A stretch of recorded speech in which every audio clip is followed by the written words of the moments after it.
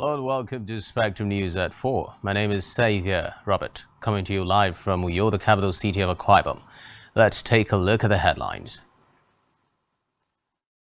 Federal government okays pay rise for civil servants, awaits President Buhari's approval. The Keyamo State Governor-elect Pastor Moino and State House of Assembly members-elect received certificates of return today. Plus, King Charles III to address German Parliament in state visit. We will bring you details on these and more right after the break.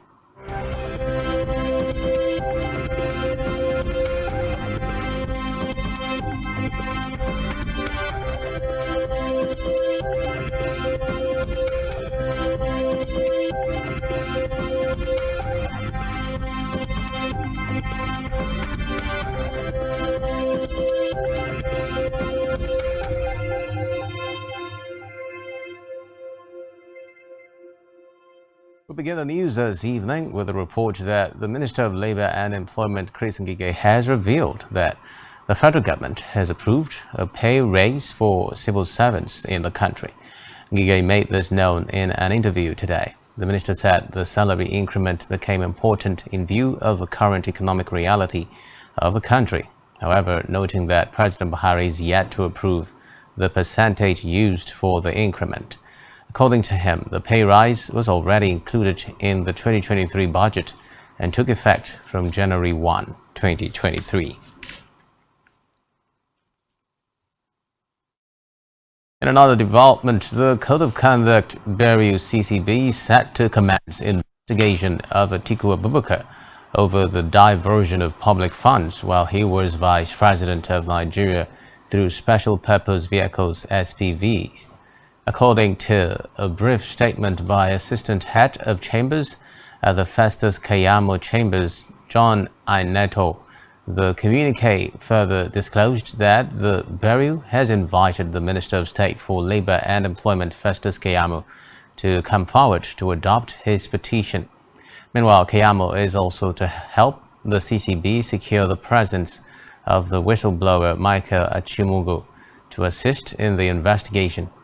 Speaking with newsmen, he assured that the crusade for accountability in respect of the issue was not a campaign gimmick, as he has promised to follow it through to a logical conclusion even after the victory of the President-elect Asiwaju Bola Ahmed Tinubu. In the meantime, the federal government is set to create a portal with a view to engaging re-engineering and reactivating capacity of older persons who wish to continue offering services after retirement. The Director General of National Senior Citizens Center NSCC, Dr. Omokaro, said this at a collaborative meeting with relevant government agencies and stakeholders on service level in Abuja. Omokaro said the intervention is in realization of the huge potential in the older persons that could be tapped into national development. According to him, the portal would be operational latest April. On petroleum matters, the federal government has raised the alarm over the rising cases of deadly incidents in filling stations, depots, and by tanker drivers, which had claimed about 633 lives in less than 4 years. It vowed to sanction culpable oil marketers operating in the downstream sector over their poor management of health, safety, and environment, particularly when transporting and offloading petroleum products. A presentation by the Nigerian Midstream and Downstream Petroleum Regulatory Authority at a meeting with petroleum product transporters and retailers in Abuja indicated that a total of 633 fatalities were recorded in the downstream oil sector in 2018, 2021, and 2022 to date. Although the presentation did not capture the figures for 2019 and 2020, it indicated that the fatalities were caused by 388 incidents. The federal government has rolled out its enhanced passport as well as unveiled a new passport production center and front office in Ilesha, Osun State. At the launch, the Minister of Interior Rauf Arabashola stated that the production and front office facilities would make it easier for more travelers to get their Nigerian international passports. He said the facilities in Ilesha would join others in Lagos, Ibadan, Enugu, Katsina, Zaria, Daura, as well as Nigerian foreign missions in countries such as the United States, United Kingdom and Canada, among others, where the enhanced e-passport system has been rolled out recently.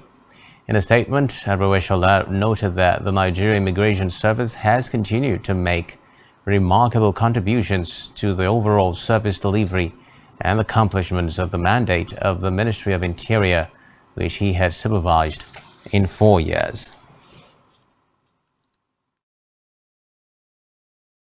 The front office is where application will be made and biometric data of the applicant captured or collected. It is a non-judgmental center, meaning that no decision will be made here, but the application and biometric data of the applicants will be collected and forwarded to the Nigerian Immigration Service for processing and issuing. It is important also that they apply by themselves at the Nigerian Immigration Service portal, which is online, and not through touts and unscrupulous officials which often bring act aids. I assure the Nigerian Immigration Service of our government readiness to support for the service in the discharge of its mandate, and particularly all the service to work closely with Osun State government to stop illegal migration from outside. The production center From the Red Chambers, the National Assembly has passed the Federal Audit Service Bill, which prescribes, among others, a 5-year jail term for any accounting officer who prevents the Office of the Auditor General of the Federation from assessing their account books. The Senate concurred with the House of Representatives, which had earlier passed the proposed legislation. The Senate leader Ibrahim Gobe led the debate for the concurrence, which the Red Chamber approved after dissolving to the Committee of the Whole. The chairman, Senate Public Accounts Committee, Senator Matthew Rogide, told journalists that the bill, which was passed in the 8th Senate, seeks to strengthen the Office of the Auditor General for the Federation. Rogide added that the Office of the Auditor General for the Federation is independent of the executive arm of government. A separate development now. The president of the National Institute of Credit Administration, NICA, Andy Ojay, has announced the inauguration of committees set up by the Governing Council of the Institute. Andy, in a statement, disclosed that during the inauguration event in Lagos, the president appreciated its members for accepting to serve the Institute voluntarily, honorably and consciously through the various committees, which include education, training and research, membership and subscription, publication and events, government and corporate relations committees, among others. According to him, the committees are key to the successful operation of the National Institute of Credit Administration.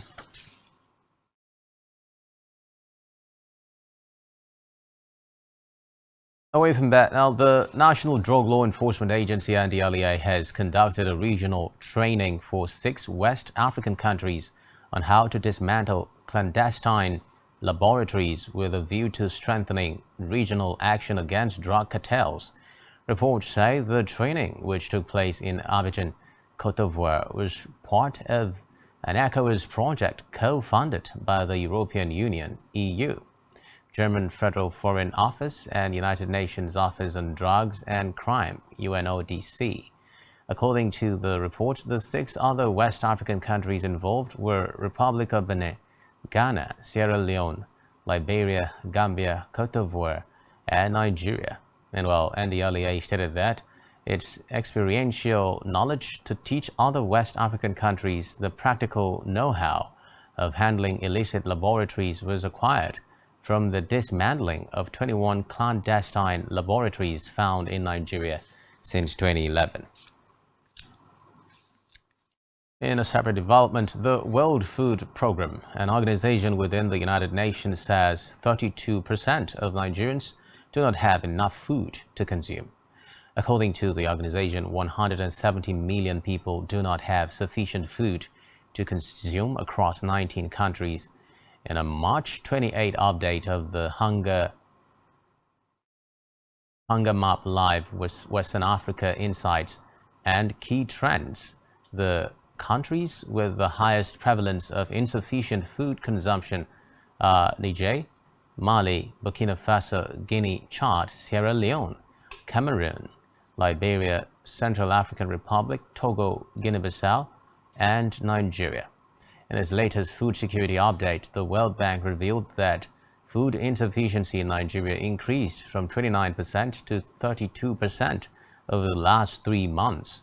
It stated that the overall food and nutrition situation in Nigeria and other West African countries is challenging for a large share of their populations. Back here now, Akwa State Governor-elect Omoyeno and State House of Assembly members-elect have received their certificates of return today. Reports say the Independent National Electoral Commission (INEC) commenced the presentation of the certificates to the governor-elect and other members-elect in the State House of Assembly at the Commission's headquarters in the state at Ododoma Avenue following the conclusion of the March 18 elections. Away from that, farmers in Uyo, the Akwa state capital, expressed excitement as rainy season set in. According to them, the soil will be moisturized and they'll be able to retain more water. Speaking with our correspondent Esther Otoyo, they identified the different crops they plant during the season and methods used to protect them from insect bites. We usually water the crops, but during the rainy season, the soil retains enough water. We buy some chemicals from the markets to use as insecticides. In my farm, I plant crops such as cassava, corn, water yams, among others. Our farm is always beautiful during the rainy season, and we also provide water passage for excess water. For insecticide, we usually use arches to prevent insect bites.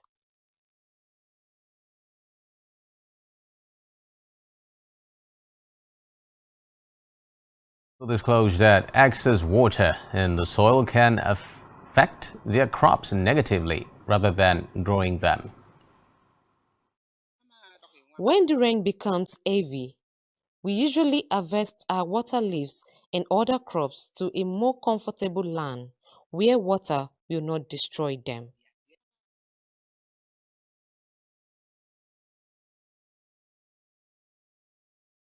Move on now to Africa, where the United States Vice President Kamala Harris has arrived in Tanzania on the second leg of her first tour to Africa. According to reports, she will be meeting Tanzanian President Samia Suluhu to discuss issues of the country's non-alignment over the war in Ukraine. According to her, the U.S. has been keen to get more countries to condemn the Russian invasion.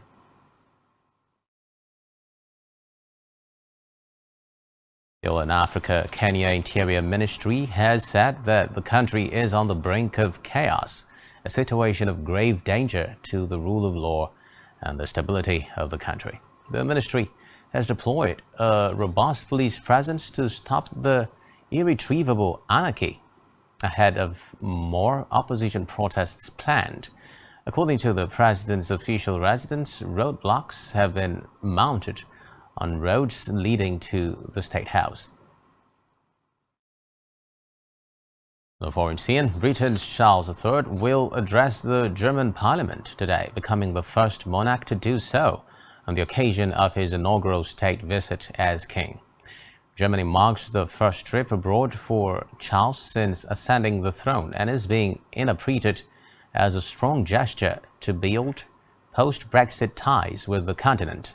Speaking at a state banquet hosted by German President Frank Steinmeier, Charles hailed the enduring value of the UK's relations with Germany. He added that the two countries' joint support for Ukraine in its battle against Russia's unprovoked aggression epitomized their commitment to protecting and advancing shared democratic values. Still on the foreign scene now, the United Arab Emirates president has named his eldest son as the Crown Prince of Abu Dhabi, making him the oil-rich Gulf monarchy's likely next leader and cementing his family's hold on power.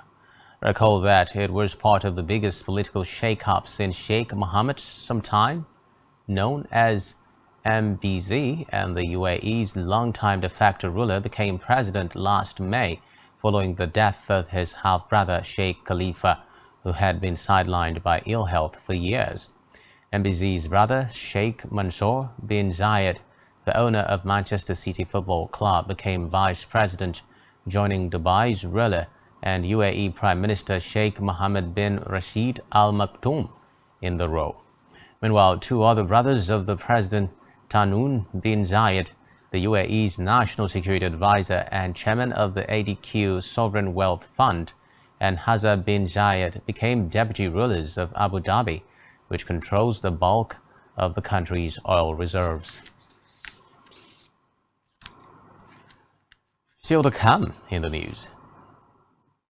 Nod signed Pakistan paceman Shaheen Afridi for Cricket T20 Blast. Just stay with us.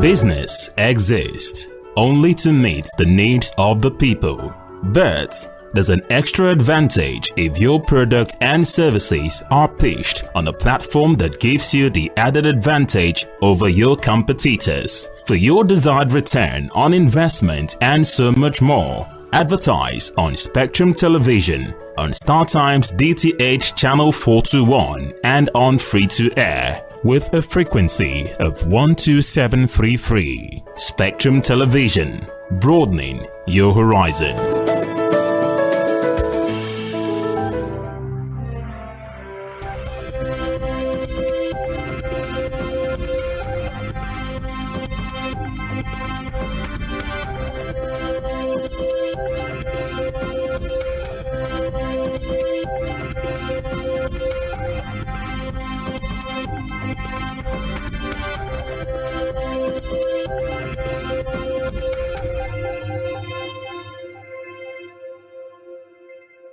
Many thanks for staying with us. Now in business, the federal government, in partnership with private sector investors, have commenced moves to deploy 1,000 mini-grids to electrify rural communities across the country.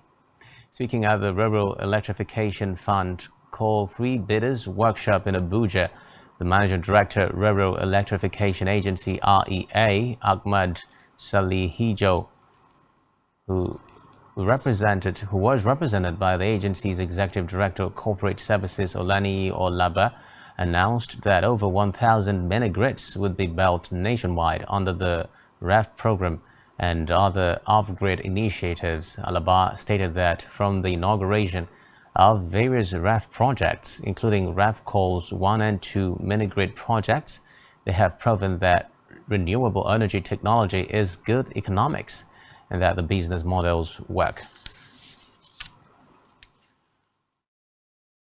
In business, many farmers, particularly those in remote villages, have reportedly switched to trade by barter in order to feed, following the cash crunch caused by the Naira redesign policy of the Central Bank of Nigeria.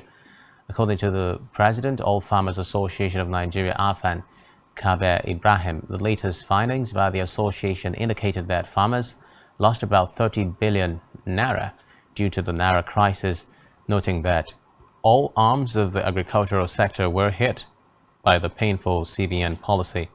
Ibrahim also added that the poultry sector was among the worst hit, while other producers of agro-commodities also suffered severe losses.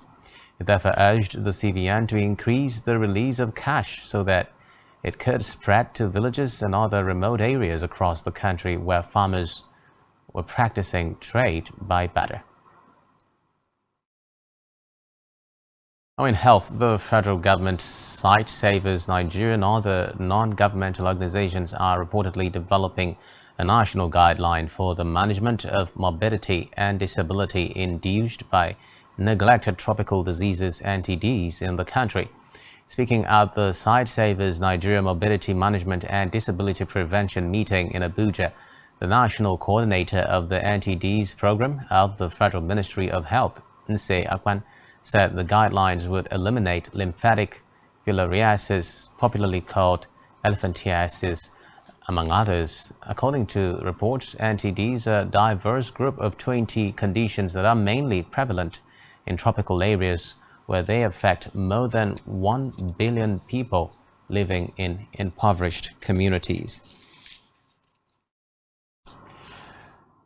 Still in health, the United Nations Children's Fund, UNICEF, has disclosed that no fewer than 82,000 Nigerian women are now dying yearly from pregnancy-related complications.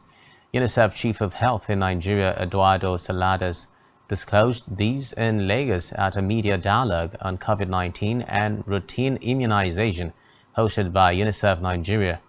The organization said 225 women are dying every day from maternal mortality and seeks urgent action by authorities to halt the ugly development. Meanwhile, the Global Humanitarian Intervention Agency revealed that the country was now witnessing 8 million childbirths yearly, expressing worry that the situation was not commensurate with healthcare indices in the country. Recall that the ministry had, through its Director of Family Health, Salma Kolo, said at least 40,000 women in Nigeria lose their lives to pregnancy-related issues annually. She noted that over 1 million children under the age of 5 also die as a result of losing their mothers to pregnancy delivery complications. To sports now, where Nottinghamshire have signed Pakistan fast bowler Shaheen Afridi for the summer's cricket T20 blast. According to Notts head coach Peter Morris, Shaheen is a world-class player with a point of difference with the ball. Reports say Afridi is Notts Outlaws' second T20 only overseas signing after experienced New Zealander Colin Monroe. Still in sports now, Minister of Sports and Youth Development Sunday Dare has said that sports in the country would henceforth be seen as business to enable the industry to contribute to the gross domestic product (GDP) of the nation. The minister revealed this in a statement while inaugurating a 10-man technical committee on national sports as business policy in Abuja. While inaugurating the committee, the minister stated that the first ever national sports industry policy approved by President Muhammadu Buhari in Council on November 2, 2022, was aimed at moving sports in Nigeria from recreation to business.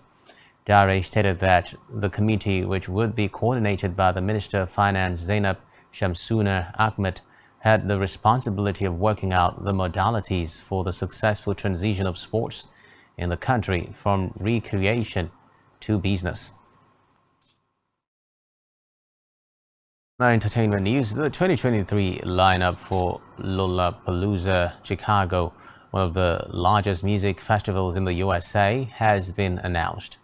Nigerian superstars Rema and Tems, alongside singing sensation Samadina, will be performing at the 2023 Lollapalooza concert. according to reports, after dazzling fans with their performances at the 2023 NBA All-Star Game. The duo are joined by talented singer Samadina. Meanwhile, the four-day event, which runs from August 3 through August 6, will be headlined by some of the biggest names in music, including Kendrick Lamar, Billie Eilish, the Red Hot Chili Peppers, Odessa, among others. The festival will take place in Grant Park, Chicago. And still on entertainment, Nigerian megastar Davido has released the track list for his upcoming album, Timeless, set for release tomorrow, Friday, March 31. The track list consists of 17 tracks with features from Nigerian and international artists, including Fave Asake and Caveman. For international collaborations, there is British-Nigerian rapper Skepta, multi-Grammy winner Angelique Kidjo, South African singer Musa Keys, and Jamaican dancehall star Dexter Dabbs. Timeless is coming off the back of his 2022 release, Stand Strong, which is not included in the album.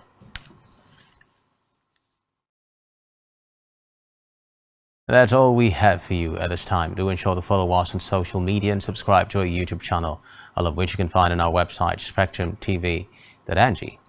You have been watching Spectrum News at 4. My name is Xavier Robert.